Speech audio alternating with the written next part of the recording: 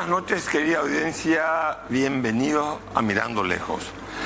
Lastimosamente, el modelo económico paraguayo, que tiene sus falencias, por ejemplo, tenemos que ser conscientes que existe una hipoteca social, de que la macroeconomía por sí mismo y el crecimiento que estamos viviendo no está llegando para todos los paraguayos. Sabemos que, como decíamos ya en varias ocasiones, el 13% de los jóvenes ni tiene trabajo ni estudia. Sabemos que hay una saturación en el sistema de salud, lo que quiere decir que la salud no es un derecho que está consagrado en la Constitución, pero es un derecho hoy por hoy impracticable. Sabemos que tenemos la peor educación de la región, y si no hay educación no hay igualdad de oportunidades dentro de una sociedad. Pero aparte de eso, el panorama macroeconómico de esta pujanza económica que estamos viviendo por el sector privado, que nosotros tenemos que alentarla, empujarla, soñarla, ampliarle el horizonte, facilitar el camino a este progreso económico, destrabando la burocracia, el exceso burocrático, destrabando la coima, destrabando miles de cosas. Hoy en día creo yo que no podemos decir que esto pueda perseverar, así como está hoy en día, en el modelo 10-10-10 de presión tributaria, si es que el gobierno no encara reformas profundas dentro del sector privado. Nosotros estamos yendo a un modelo honestamente extremadamente perverso. Estamos yendo a un modelo en donde el sector privado está financiando todo el déficit del sector público. Es una lógica inversa y perversa. El subsidio es utilizable en determinadas realidades. Medidas proteccionistas son necesarias en determinadas circunstancias, no tiene que ser lo habitual.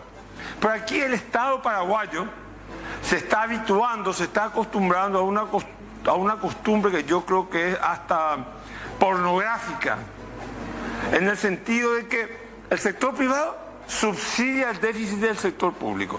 Cada deuda que tiene el sector público que se difiere, y si todavía no cae el Estado paraguayo, que de hecho está en un default selectivo, porque no paga a todos los proveedores, entonces nosotros tenemos que ver que ese déficit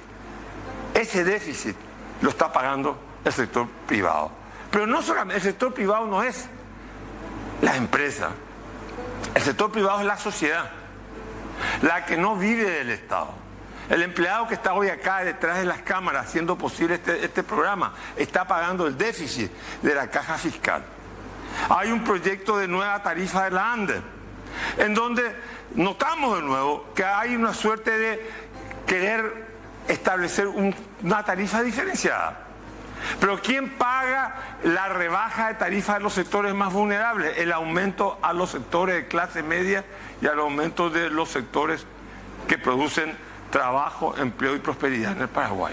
Esa es la lógica equivocada. Ese es una idea, es lo que un globo sonda que hasta ahora tiró el gobierno. Nadie se opone a que haya un aumento técnico, pero tiene que ser con aumento técnico y tiene que ser no desde la lógica de que de nuevo el privado le va a subsidiar a los otros sectores más vulnerables de la sociedad paraguaya. Porque aquí entonces tenemos que preguntarnos, ¿por qué el Estado no le paga a la ANDE el dinero que le debe? Como no sabemos y no tenemos un sistema de deuda consolidado en el Paraguay, no sabemos si es 140 millones de dólares o 110 millones de dólares. Lo cierto es que la semana pasada hemos presenciado un escenario dantesco en el cual la ANDE le corta la energía a la SAP, al ciudadano que toma agua. Entonces quiere decir que hay una tarea pendiente del gobierno, que yo veo que el ministro Fernández Valdovinos no la está encarando. Haciendo una comparación, Eligio Ayala fue presidente de la República, fue ministro de Hacienda y asume la presidencia de la República con un Estado en default, sin dinero para pagar el salario público, no digo la caja fiscal ni nada, con un sistema financiero en crisis. ¿A qué se dedicó él? ¿A dar conferencias en el extranjero? ¿O se quedó en el país a ordenar la casa? La casa quiere decir ordenar el sector público paraguayo, que sigue estando en verdaderamente muy desfasado con respecto a la modernización que está sufriendo el sector privado paraguayo. Hoy nosotros tenemos una economía con productos, con industrias diversificadas, de alta tecnología que se está diversificando, y tenemos un sector público que no sabemos. ¿Sabemos cuánto es la deuda externa?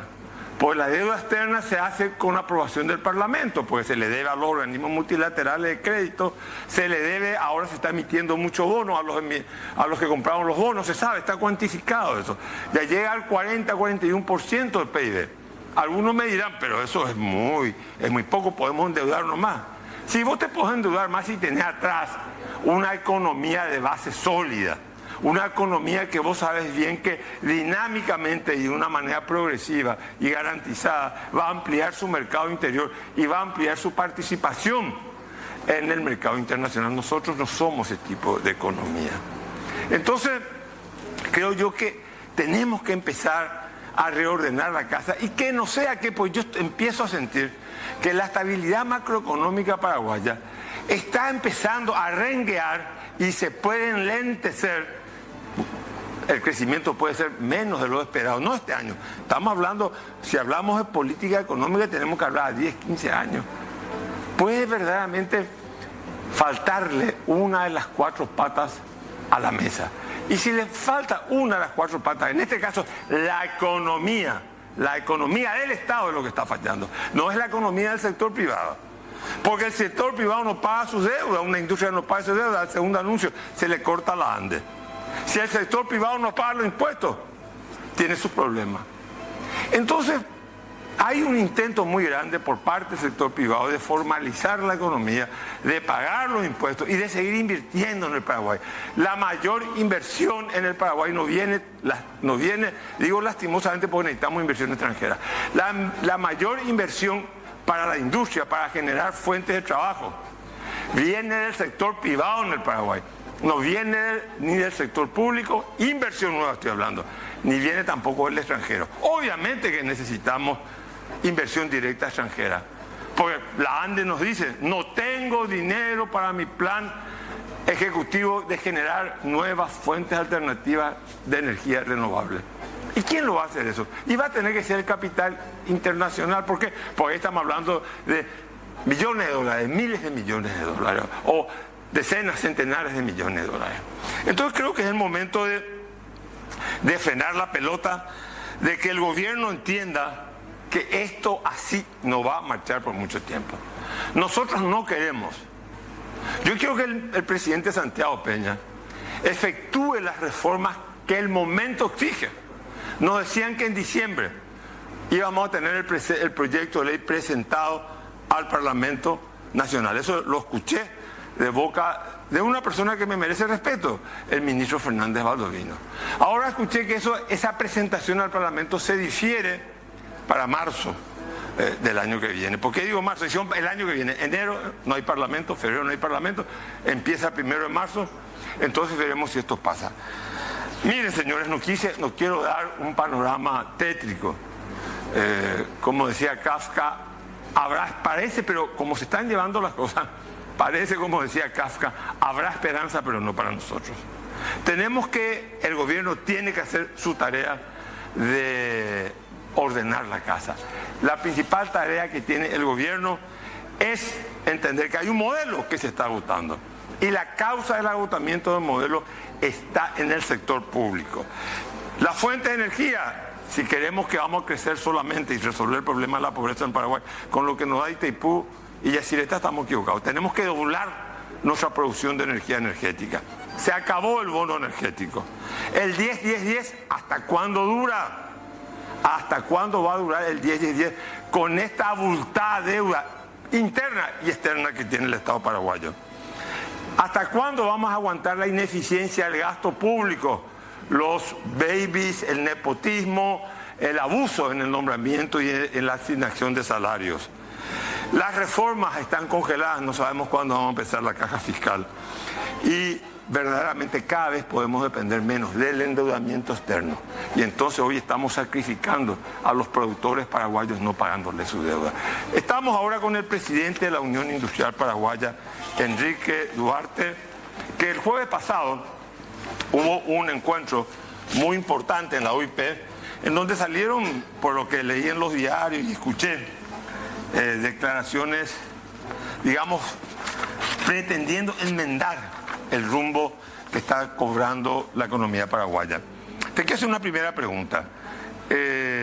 Hay una suerte de, algunos consideran que es una medida populista que la paga de nuevo el sector privado, que es los feriados, en días que no están establecidos, digamos, tradicionalmente. ¿Qué opinas de eso? Y la verdad es que nosotros opinamos en función a realidades. Y las realidades las generan los números. Es cierto que el bienestar de las personas, todo suma, todo es importante. Pero nosotros estamos en un país camino hacia el desarrollo. Nosotros tenemos muchos problemas. Por ejemplo, uno de los problemas fundamentales que tenemos es el problema de productividad, ¿verdad? Tenemos el problema de la mediterraneidad, tenemos el problema del tamaño del mercado que tenemos, de la escala. Por lo cual, analizando un feriado en el mes de diciembre, el mes en donde paradójicamente, como la gente dice, las empresas, el comercio, la industria, trata de hacer su agosto. Agosto en el buen sentido de la palabra, ¿verdad? En el sentido aumenta el consumo. Correcto.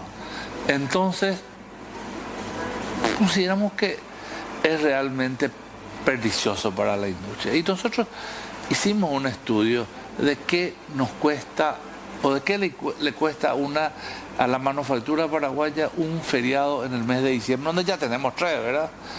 Tenemos el 8, el 25 y el 31, y otros 2 medios días de trabajo que son el 24 y el 30, ¿verdad? Generalmente para el sector público 24 y 30 ya no... Ya normalmente es asueto, ¿verdad? Y 31. significa 40.700.000 dólares por día. Que no entra, que el PIB no crece.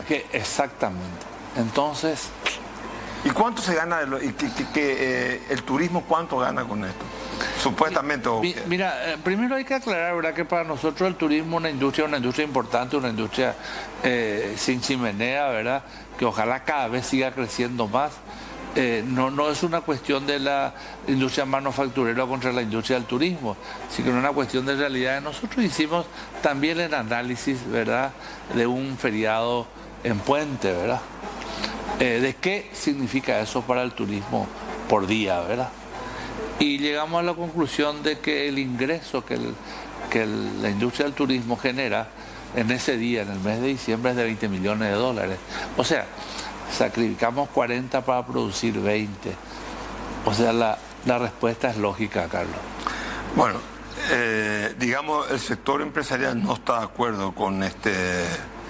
Y la verdad que no es la primera vez que el sector empresarial dice, y el sector de la industria dice de que no está de acuerdo con feriado. Ahora bien o mal, hay una ley, el Congreso ha promulgado una ley que le confiere al Ejecutivo, ¿verdad?, la posibilidad de decretar, creo que hasta 3 feriados por año. Y bueno, entendemos que es legal.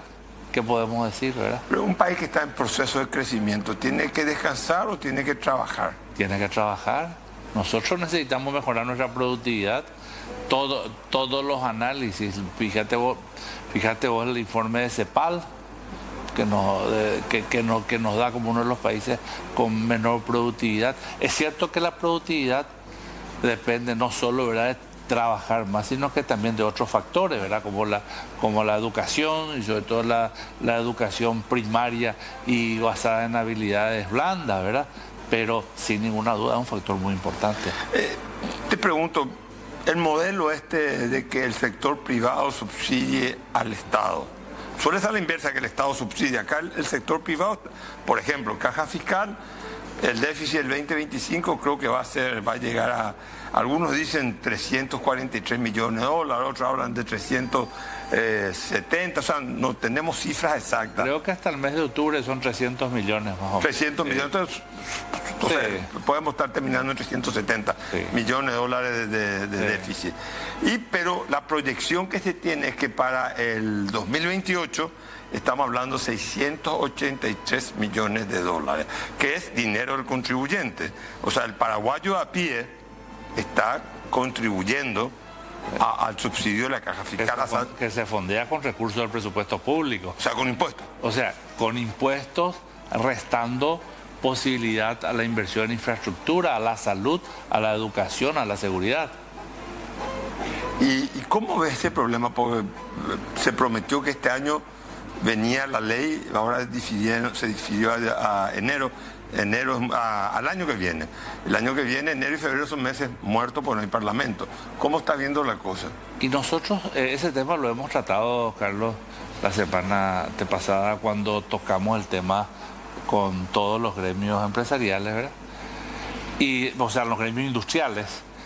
Y es donde quedó claro, nosotros instamos al gobierno a que por favor arremeta con la presentación de este nuevo marco legal, y no solo que presente, sino que estamos dispuestos a poner el hombro con el gobierno para poder lograr lo antes posible una ley moderna y una ley que haga sostenible el sistema de la caja fiscal, ¿verdad? Y que sobre todo no tenga que recurrir más a ser financiada con presupuesto público. ¿Y qué pasa si esto no sucede? El próximo gobierno, porque tenemos que pensar, mirando lejos se llama el programa, o sea, tenemos que mirar en el futuro. Claro. 2028.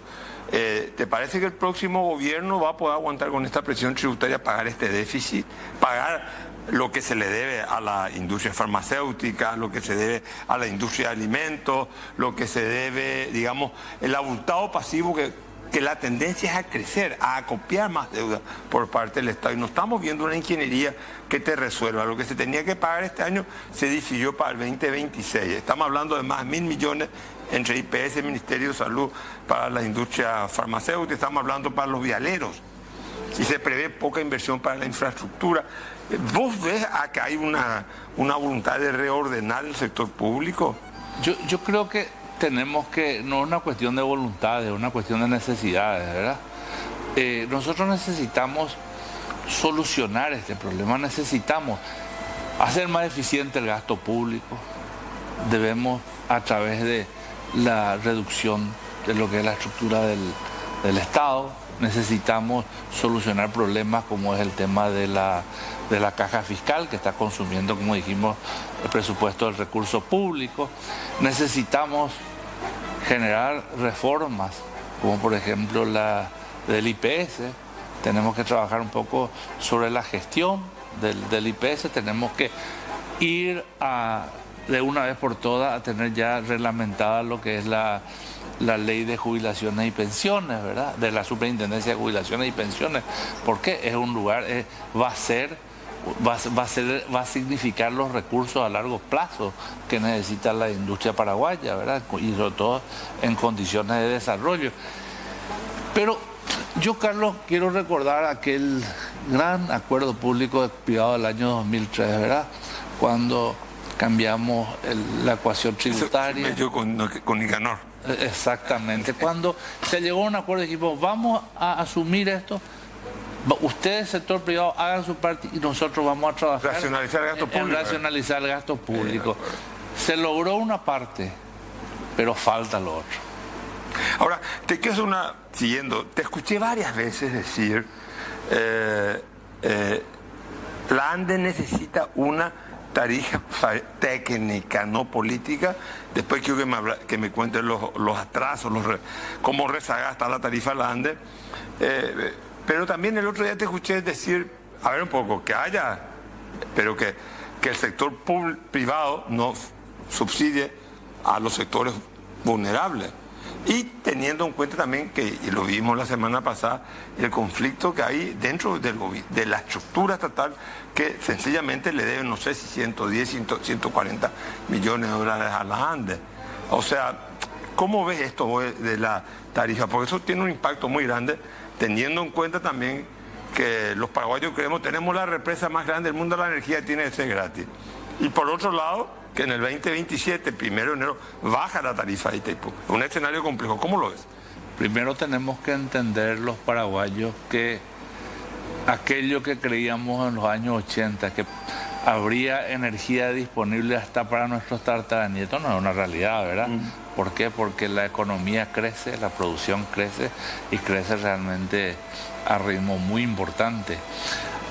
Ahora, nuestra postura no es nueva. Nosotros, ¿qué necesitamos en la industria moderna? Necesitamos energía, pero de buena calidad. ¿Qué necesitamos? Hoy todos los sistemas de control numérico de la industria ya no aguantan un pestañeo y el corte. No te cuento que aparte te voy a decir de la propia consecuencia sobre el sistema de contratación, ¿verdad? También tiene consecuencias en la factura por la pérdida de la producción, ¿verdad? Y por tener que reiniciar todo el proceso. Entonces, ¿qué pasa? 17 años con tarifas que... ¿Por qué 17 años? Hasta el año 2007. Del 2007 que no haya aumento. Del 2007 para atrás, 17 años que no se tuvo una tarifa, no se ajustó la tarifa. Pero en el 2017 se ajustó. En el 2007 se ajustó.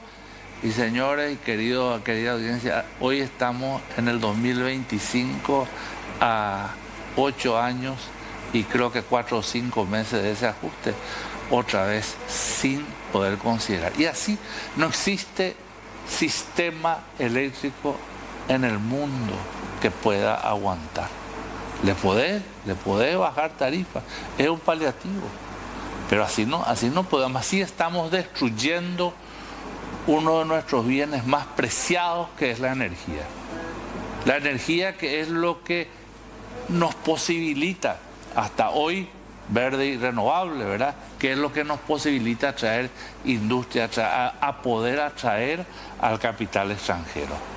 Entonces, estamos descuidando eso. Y ahora tocaste recién, por ejemplo, las deudas internas, ¿verdad? Lo que ocurrió la semana pasada con SAP, ¿verdad? Yo te doy mi opinión, Carlos. Yo creo que SAP o cualquier empresa del Estado es lo mismo que una empresa privada. Si no paga, están las consecuencias. ¿Por qué solo al privado? ¿Por qué solo al sector privado? Si es que no cumple con sus compromisos de pago, se le tiene que cortar. Tiene que ser igual para todos. Y yo no sé si es solución de la empresa, ¿verdad?, que maneja energía, cobrarlo de SAP y de otras instituciones públicas, que es bien abultada, ¿verdad? Pero sin ninguna duda ayuda, Por otro lado, vos me decías, nosotros tenemos una teoría, y no es una teoría, está basada en realidades. La industria tiene un consumo estable todo el día. Sin embargo, no ocurre lo mismo con el consumo domiciliario. Entonces, ¿qué pasa? Esos picos que producen el consumo domiciliario generan valles, ¿verdad? Valles en donde la energía, la potencia es contratada, pero la energía no es consumida.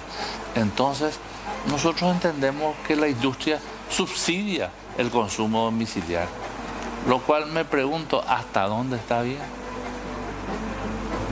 Bueno, pues eso va a significar menos ingresos a la necesidad que una...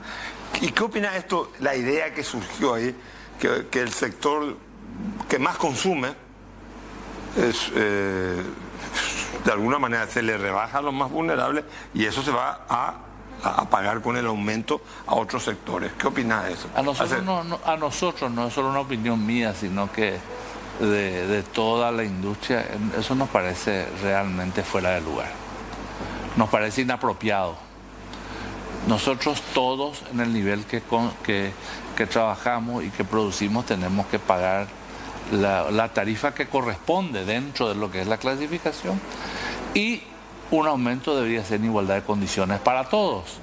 Ahora bien, si existe algún sector vulnerable al cual se le quiera se le quiera ayudar, yo creo que para eso están los subsidios. Si bien aclaro que desde la industria somos totalmente contrarios a los subsidios, pero el subsidio tiene que ser directo y no a través de generando desigualdades a través de un servicio como el servicio eléctrico. O sea, que el subsidio lo pague el Estado, pero no lo pague el sector privado aumentándole la tarifa al sector privado, y eso se le traslada, digamos, se le libera al sector, a los sectores más, que sea el Estado directamente. Claro, tiene que ser un subsidio directo. ¿Cómo estás viendo? Está claro que nosotros particularmente no somos partidarios del subsidio, pero entendemos... ¿La industria paraguaya recibe algún tipo de subsidio? También, no, absolutamente no, pero también entendemos que el sector político tiene que velar por lo que es por lo social, ¿verdad? Bueno, tengo muchas preguntas, pero cortito te pido, por favor. ¿Cómo estás viendo la deuda a los proveedores? Preocupante porque hay muchas empresas, sobre todo las empresas del sector de la construcción más pequeñas, que están llegando ya a un estado hasta casi de quiebra, ¿verdad? ¿Por qué? Porque el tema de los intereses realmente les complica. Claro, tienen créditos. Y quedaron sin crédito. Y yo creo también que debería haber un poco algún trato diferenciado, Carlos. Cuando la agricultura le va mal, inclusive en la política monetaria se acceden a situaciones como, por ejemplo, vamos a cuidar la reclasificación, vamos a diferir. No ocurre lo mismo en una situación como la que está ocurriendo, que no es de fuerza mayor, sino que es generada por la administración del Estado, ¿verdad? O sea, digamos, el Estado es el que está distorsionando y perjudicando a no pagar la parte financiera de las empresas. Claro, si vos no cobrás tenés problemas. Sobre todo cuando entregaste un bien o entregaste un servicio. ¿Y qué te parece cuando dice el ministro? No, pero compraron de más. El economista José Cantero cree que la deuda se genera cuando el bien o el servicio es prestado al Estado, la deuda está establecida. ¿Qué opinas? Pero el ministro no estaba... Yo creo que también esa es una realidad y una falta de control dentro de lo que es la administración. El Ministerio de Salud, el Ministerio de Obras Públicas gastan más de lo que tienen presupuestado. Entonces, sin ninguna duda, va a haber un desfasaje. Dos preguntas cortas. ¿Qué opinas de SEDECO? Rápido, por favor, te pido. Realmente es un problema.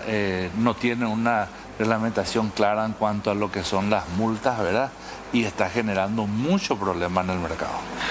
¿Qué te parece lo que se insinúa? Que en algunos casos la regulación de precios. La Constitución dice que en Paraguay rige el libre mercado. No sé por qué tenemos que ir hacia un esquema socialista. O sea, impugnás que los precios se controlan.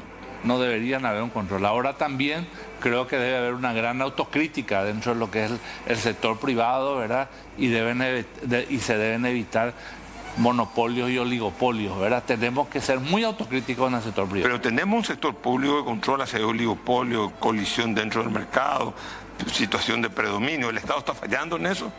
Y por eso hay, digamos, la alza de precios, o es que se abrió tanto el mercado internacional. Por ejemplo, la carne. Viajamos por el mundo diciendo que tenemos la mejor carne del mundo. Se amplían los mercados, entonces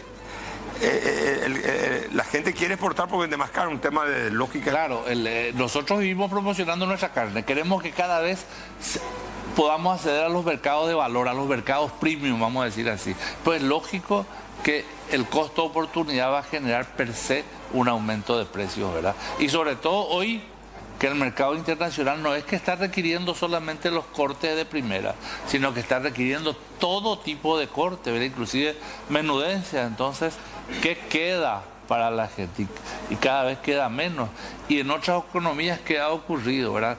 La gente ha comenzado a migrar, ¿verdad?, hacia otro tipo de proteínas como la aviar o como la del cerdo, ¿verdad? No estoy diciendo que esa sea la solución, pero son situaciones naturales. Y si no queremos que eso ocurra, no promocionemos entonces nuestra carne. Enrique Duarte, presidente de l'OIP, muchas gracias. Gracias, Carlos.